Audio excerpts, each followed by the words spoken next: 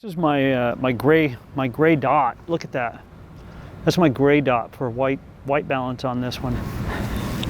JonnyPink. Today I am shooting. I have a rented Canon R6III, and I'm using my 100 to 500 millimeter lens. I want to get as much out of it as I can. I'm here at Kennethon Park, and I am shooting hummingbirds. That is my thought and my plan for today. Tomorrow, my plan is to be up past San Luis Obispo shooting eagles with this, but I'm also taking another I'm taking about 3 or 4 other cameras. I want to make sure I have everything because it's sitting right next to me. For right now, I've been shooting already, so I'm recording this after shooting. People started showing up. They started showing up to to service the feeders and everything else. I've already developed some opinions, but let me take you over there. And as you look at these photos, the light is terrible. It's overcast. So it's not the best comparison, but I'm not going to talk about that. Everything struggles in light like this. You get used to a camera body. So let me show you what I've shot over at the Hummingbird Garden. Check it out. Like a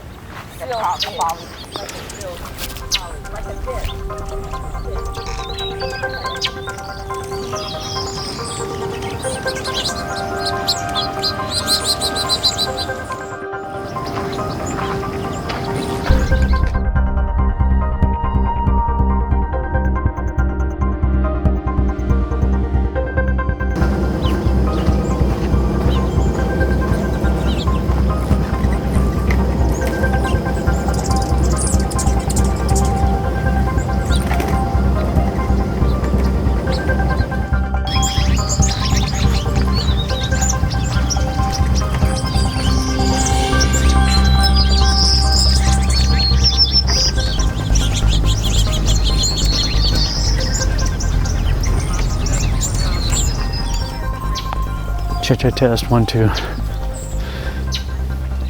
Okay, what I've noticed so far is that, and then all my Canon cameras, I don't like AI focus. I like server. To me, it always seems to work a little bit better. As you can see, it's completely overcast, and it just seems to be tracking better with the server instead of AI. I've seen that on all my other cameras too.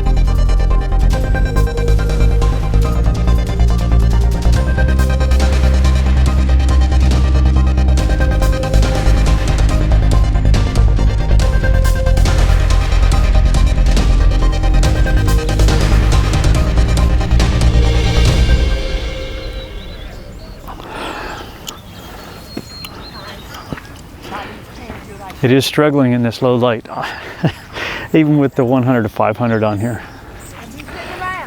Every camera does.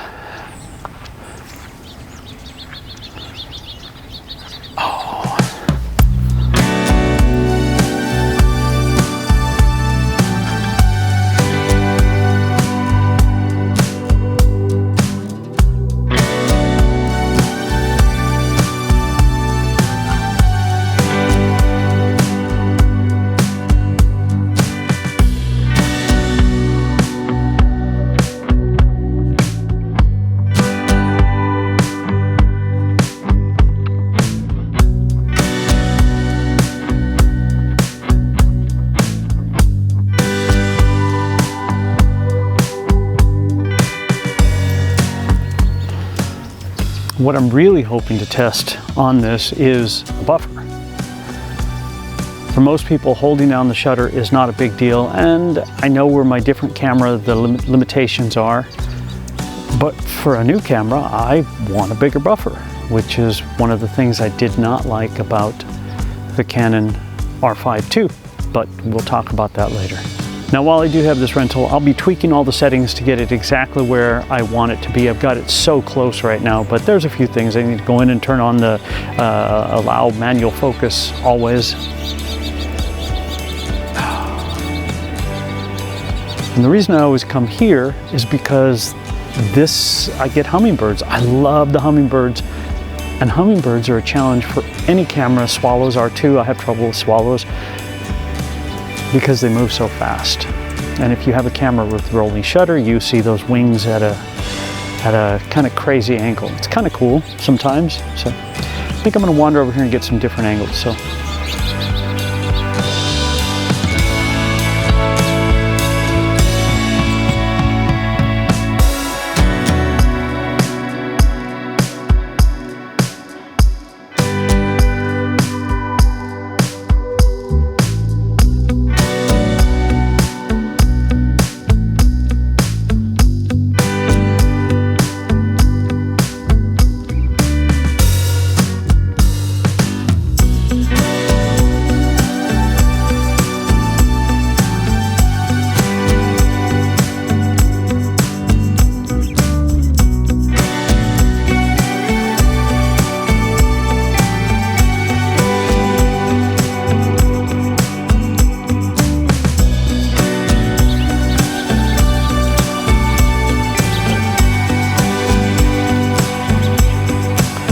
I am getting some amazing color of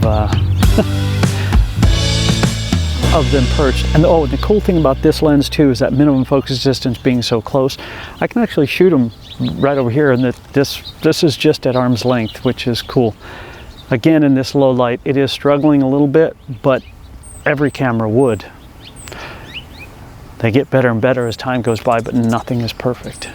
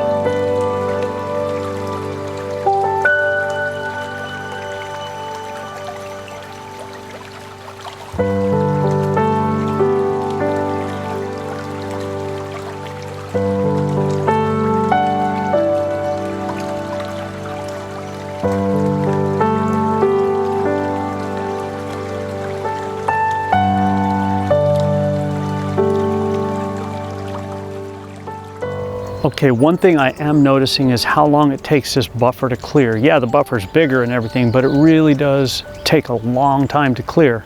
I say that the buffer takes a long time to clear. Yeah, it's bigger, but what I'm noticing is my tally lights, this light is still on, telling me that what I just shot is buffering.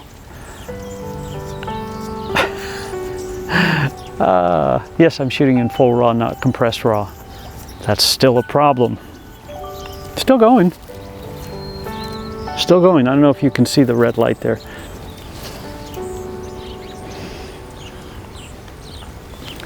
And I'm a Canon shooter. I'm a Canon fanboy. Okay, it's done now. I did have this camera on order, as I said, but I canceled it, so I rented it instead.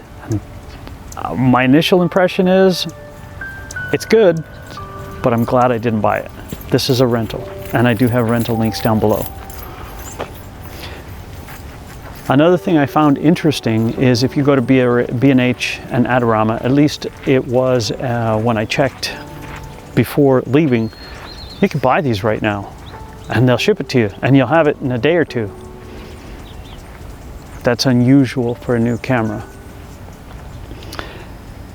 The video specs are really, really nice, but then so are they on the R50V that I'm shooting on, all in autofocus with an inexpensive 35 millimeter, I think it's a 1.8 lens.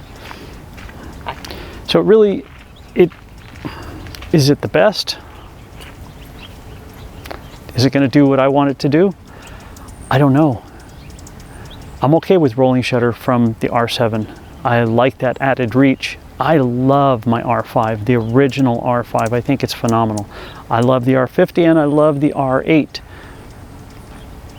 This R50V is pretty awesome for video. But anyway, I'm going to keep shooting it without a stacked sensor. I'm happy with my old gear so far. But again, after renting it and keeping it for a week and shooting it, it may just knock my socks off when I start editing it. I haven't seen any of these photos yet, so you guys will have to let me know, please, what you think of them. I think that any camera can take great photos. As far as a full frame, inexpensive, I love, love, love the R8. And between this and say the R5 number 1, without looking at any of the photos and without going through it, I would take the R5 I over this, or the R5 II. Ooh, there's so much mist going through here. I can see it blowing around over there. I don't know. I just don't know yet. But again, I'm glad I rented it and didn't buy it. That's my initial, and I have to stick with my initial impression on things because it makes a difference. So when I say things like, I didn't like the R5 II, for me, that overheated a lot. It wouldn't in weather like this, but I was shooting in 95, 100 degree weather in Arizona, got a heat warning, came home here, it was midsummer, and I was recording a video using that, talking about the heat, and all I wanted to do was talk about the heat, and I watched that heat meter just go straight up to the top and shut off. At that point, I knew this is not a camera for me. So for me, what I'm doing is I have the R50V. I love, love, love this camera. And then for summertime, when it's hot, I'll use the Nikon Z. Why is it that Nikon makes these fantastic megapixel bodies, the R8 and the Z8 and the Z9, and now the ZR, that don't overheat? They don't have a fan. Why can't Canon do the same thing? Canon, for me, the overheating is an issue. But in weather like this, I'm not worried about it.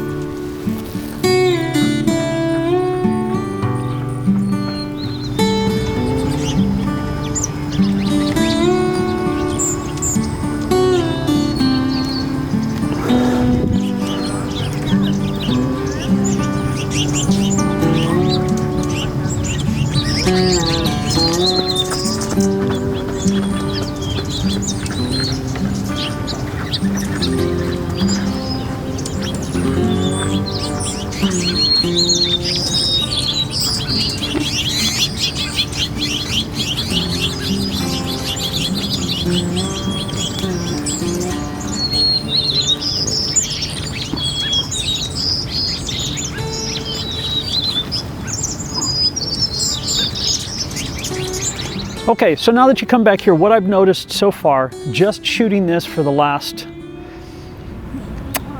I don't know, hour I was out there, this buffer takes a long time to clear. Yeah, maybe it's a little bit bigger, but it does take a long time to clear. And as you noticed, I was showing you the light on the back, which tells you that that buffer is still clearing. I was halfway back to the car after shooting that last burst, and it was still clearing. So if you're using pre-capture, you have a lot of things to cull through. It's frustrating. That's just my initial opinion based on my use so far. Haven't shot it in the sun, so I don't know how good that focus is going to be, but that buffer is still going to be very, very slow. I don't know what the rolling shutter looks like yet, and I may not based on what I was shooting today, so I'll have to come back here on a sunny day I'm glad I didn't order it so far, because I did order it and then I canceled my pre-order. This is a rental, and you can rent it everywhere. What I said earlier, I found interesting looking on B&H and Adorama. At least when I was looking a little bit earlier, it's not coming soon. It's available right now, so you can order it, which tells me that there isn't as much excitement for it.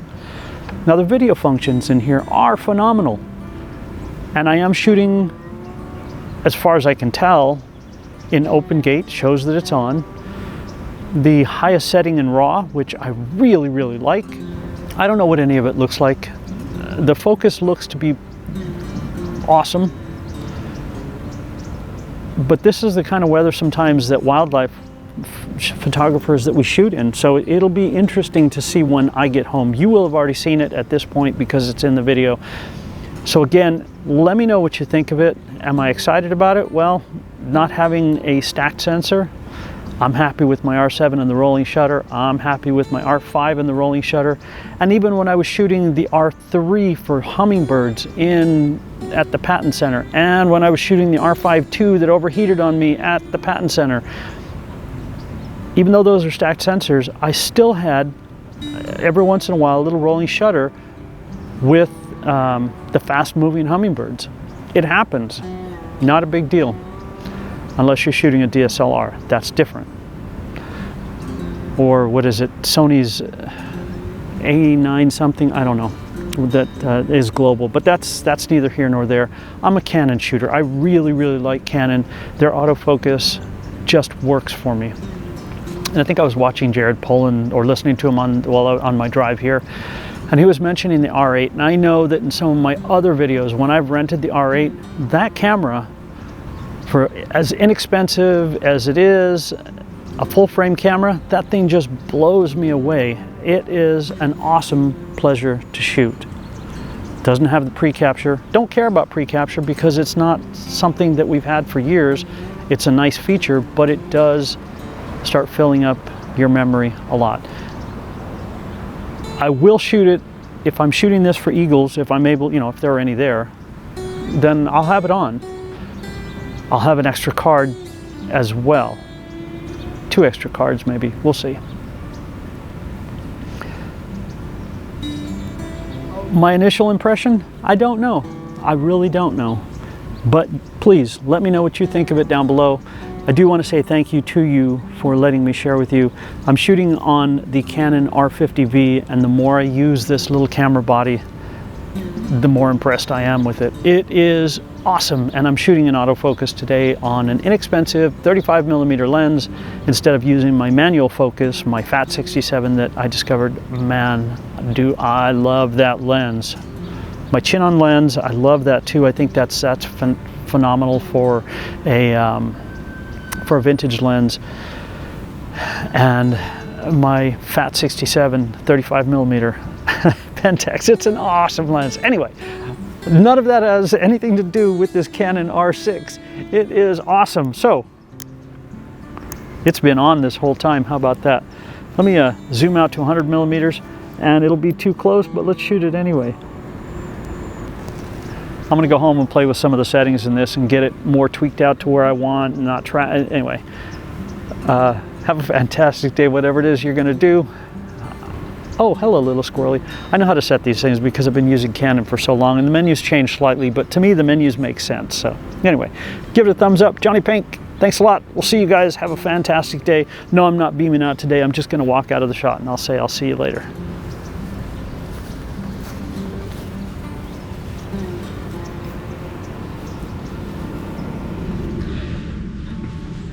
Okay, I just got home and I've been listening to, and I mentioned that before, I always listen to videos on while I'm driving, right? And what kept coming up is R3 videos. One difference about what I'm telling you with my experience is it's my opinion. Canon didn't send this to me, so I don't have to gush and say it's amazing and it's the best thing and it's so much better than everything else. It still has to work for me, so keep that in mind. Do I think it's the best thing? No, I don't. It's nice, but this is just my initial opinion. After using it for a week, I'll have a better opinion, and I'll leave that one after all of it. But again, it's just my opinion as to what works for me. I've gushed about the R8 because I thought that was just a phenomenal camera, and I like the R7. It's got its limitations. The R5, what works for different situations, and nothing is perfect. So keep that in mind. All right, thanks, man. We'll see you guys. Check out some of the other ones. Every camera's competent and it can shoot amazing stuff. So that's just my 2 cents and a rant and a rave. Needed something to close it with. We'll see you.